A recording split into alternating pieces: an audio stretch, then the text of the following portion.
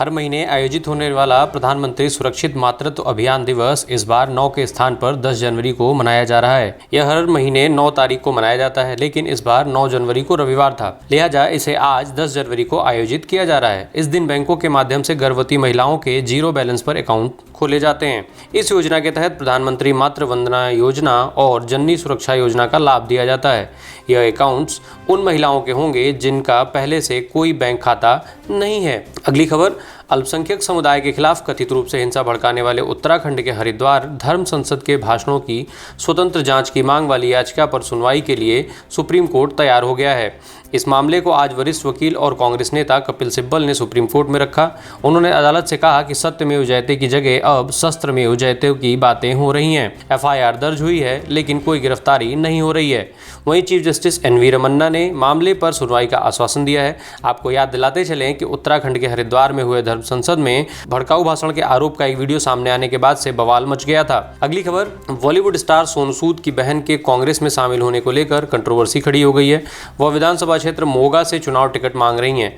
इसके साथ ही मोगा से ही कांग्रेस के विधायक हरजोत कमल ने विरोधी सुर अलापने भी शुरू हो गए हैं। विधायक ने अपने घर पर कांग्रेस पार्षदों और सरपंचों को इकट्ठा करके कहा है कि अगर मालविका को टिकट दी जाती है तो यह सही नहीं होगा।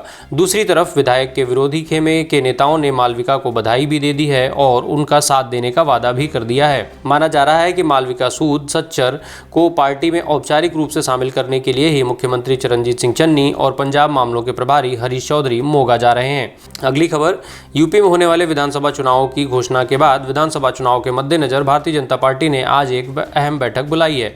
बैठक लखनऊ में बीजेपी प्रदेश मुख्यालय में होगी। बताया जा रहा है कि बैठक में पहले फेज के लिए उम्मीदवारों पर चर्चा होनी है।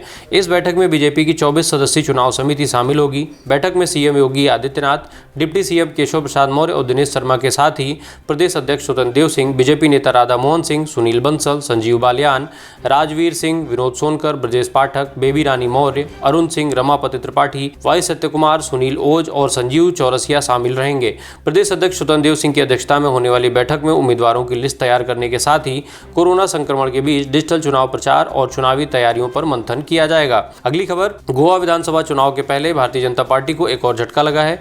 राज्य के कैबिनेट मंत्री व विधायक माइकल लोबो ने इस्तीफा दे दिया है। उन्होंने मंत्री पद के साथ ही विधायक पद से भी त्यागपत्र दे दिया है। लोबो ने आरोप लगाया है कि भाजपा पूर्व सीएम दिवंगत मनोहर पर्रिकर की विरासत को भूल गई है और उनके समर्थक कार्यकर्ताओं को हाशिए पर किया जा रहा है। इस्तीफा देने के बाद लोबो ने उम्मीद जताई कि गोवा के कलंगट विधानसभा क्षेत्र की जनता मेरे इस फैसले का सम्मान करेगी। अगले कदम के बारे में जल्द निर्णय करेंगे। इस्तीफे के बाद पत्रकारों से बात करते हुए लोबो ने कहा कि वह पार्टी के कामकाज से नाराज हैं। हालांकि उन्होंने अपने फैसले के लिए केंद्र या राज्य के नेताओं को दोष नहीं दिया है। उन्होंने कहा कि मैं अपने साथ हो रहे व्यवहार से परेशान था। जमीनी स्तर के कार्यकर्ताओं की अनदेखी होती है। मैंने अपनी आंखों से देखा है और कानों से सुना है। पार्टी इतनी बड़ी हो गई है कि उसे अब जमीनी कार्यकर्ताओं के योगदान की कद्र ही नहीं रही। अगली खबर, बॉलीवुड और साउथ फिल्मों के एक्टर सिद्धार्थ ने साइना नेहवाल पर बेहुदा कमेंट कर विवादों में घिर गए हैं, जिसके बाद सोशल मीडिया पर उनकी चौतरफा आलोचना की जा रही है। इतना ही नहीं, लोगों ने उन्हें फ्लॉप एक्टर तक कह दिया है। दरअसल साइना नेहवाल ने प्रधानमंत्री की सुरक्षा में हुई चूक पर ट्वीट करते हुए लिखा था, कोई भी राष्ट्र अपने आप को सुरक्षित होने का दावा नहीं कर सकता यदि उसके अपने प्रधानमंत्री की सुरक्षा से समझौता किया जाता है। मैं सबसे कड़े शब्दों में अराजकवादियों द्वारा पीएम मोदी पर कायरतापूर्ण हमले की निंदा करती हूँ। इस पर एक्टर सिद्धार्थ ने आपत्तिजनक कमेंट लिखा। अपने कमेंट के बाद सिद्धार्थ जमकर ट्रोल हो रहे हैं। अगली खबर, ख्यात कन्नड़ लेखक और प्रोफेसर चंद्रकांत पाटिल का सोमवार यानी आज सुबह निधन हो गया। वह चंपा के रूप में भी लोकप्रिय थे। चंपा ने कन्नड़ विद्वान प्रोफेसर MM कलबुर्गी की हत्या के विरोध में अवार्ड वापस लौटाने की घोषणा की थी। चंपा को कर्नाटक सरकार ने वर्ष 2009 में पंपा अवार्ड प्रदान किया था। कलबुर्गी की हत्या के विरोध में उन्होंने इसे वापस लौटाने का ऐलान किया था। अगली खबर, सुप्रीम कोर्ट में कोरोना से संक्रमित होने वाले जजों की संख्या अब 4 हो गई है। इसके अलावा यहां के कई कर्मचारी भी इसकी चपेट में हैं। मीडिया रिपोर्ट्स के मुताबिक सुप्रीम कोर्ट के 3000 कर्मचारियों में से 150 की रिपोर्ट पॉजिटिव आ चुकी है। आपको याद दिलाते चलें कि दिल्ली में कोरोना के तेजी से बढ़ते मामलों को देख करके सुप्रीम कोर्ट के चीफ जस्टिस एनवी रमन्ना ने 2 जनवरी को वर्चुअल हियरिंग का निर्देश दिया था। यह व्यवस्था 3 जनवरी से अगले 2 सप्ताह के लिए लागू की गई थी। यह सब कवायद जजों और सुप्रीम कोर्ट स्टाफ को कोरोना वायरस से बचाने के लिए की गई थी, पर कहा जा रहा है कि रिटायर हो रहे एक जज की फेयरवेल पार्टी से यह संक्रमण फैला है। अगली खबर, कोरोना के नए वेरिएंट ओमिक्रॉन के बढ़ते खतरे और 5 राज्यों में चुनाव की घोषणा के बाद देश में आज से एहतियाती खुराक लगना शुरू हो गई है। कोरोना वैक्सीन की यह तीसरी खुराक बूस्टर डोज के रूप में दी जा रही है। प्रधानमंत्री नरेंद्र मोदी ने पिछले महीने 25 दिसंबर को ही एहतियाती खुराक को लेकर ऐलान किया था। यह तीसरी खुराक फिलहाल हेल्थ वर्कर्स और फ्रंटलाइन वर्कर्स के साथ गंभीर बीमारियों से ग्रसित वरिष्ठ नागरिकों को ही दी जाएगी। स्वास्थ्य मंत्रालय की ओर से साफ किया गया है कि एहतियाती खुराक के लिए किसी भी प्रकार के पंजीकरण की आवश्यकता नहीं होगी। पुराने पंजीकरण के आधार पर ही उन्हें कोरोना वैक्सीन की तीसरी खुराक दी जाएगी। अगली खबर, दिल्ली में कोरोना के बढ़ते संक्रमण के चपेट में अब पुलिस विभाग भी आने लगा है। रविवार शाम आई रिपोर्ट के मुताबिक दिल्ली पुलिस के लगभग 300 पुलिसकर्मी कोरोना की तीसरी लहर से संक्रमित हो चुके हैं।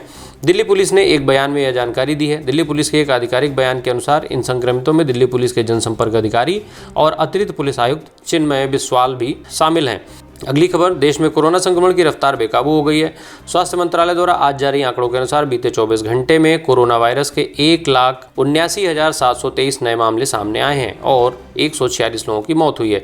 इस दौरान 46,569 लोग स्वस्थ भी हुए। सबसे अधिक चिंता की बात यह है कि सक्रिय मामलों में बेतहाशा वृद्धि हो रही है। ताज़ा आंकड़ों के अनुसार देश में 7,23,619 सक्रिय मरीज हो गए हैं। देश में अब तक कुल संक्रमितों की संख्या की बात की जाए तो यह 3,57,07,727 हो गई है। अगली खबर, देश में कोरोना संक्रमण की रफ्तार थमने का नाम नहीं ले रही है। इस जानलेवा वायरस का प्रसार महाराष्ट्र और दिल्ली में सबसे अधिक हो रहा है। स्वास्थ्य मंत्रालय के डेटा के अनुसार दिल्ली में पिछले सप्ताह के मुकाबले 9 गुना मामले बढ़ गए हैं।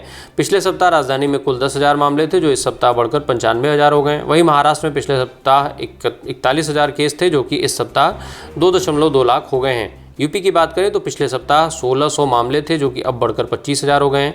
पश्चिम बंगाल में बीते 24 घंटे में कोरोना वायरस संक्रमण के 24,287 नए मामले सामने आए हैं जो कि 2020 में आई महामारी की पहली लहर में अब तक के सर्वाधिक दैनिक मामले हैं। अगली खबर, कोरोना संक्रमण की खतरनाक रफ्तार को देखते हुए केंद्रीय स्वास्थ्य मंत्री मनसुख मंडाविया आज 5 राज्यों एवं 1 केंद्र शासित प्रदेश के स्वास्थ्य मंत्रियों के साथ संवाद करेंगे।